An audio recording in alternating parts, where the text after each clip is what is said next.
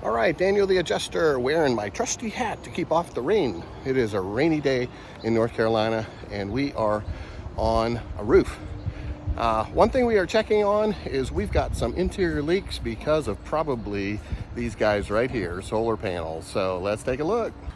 One of our problems that we may have on a new home, a lot of times people will move in and they will install these solar panels, and they put them everywhere, all over every roof surface. And the downside is the homeowner has leaks.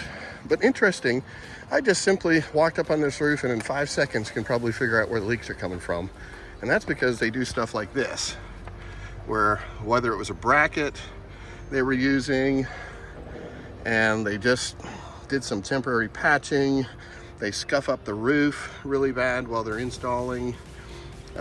They do these silly patches here. Got another one over here. Look at this. This thing was sort of haphazardly put in some silicone, which is not the right product to use. I don't know what kind of product that is, but these are all going to leak later on because of some crazy repair process that they did. Not to mention, you come up here and they've stepped on the ridge so many times, they probably damaged these shingles here. So there's just problems like that that are going to occur all the time because of these solar panels that the homeowner unfortunately is not familiar with when they once the install is done. So those are things that you can pay attention to on a roof with solar panels.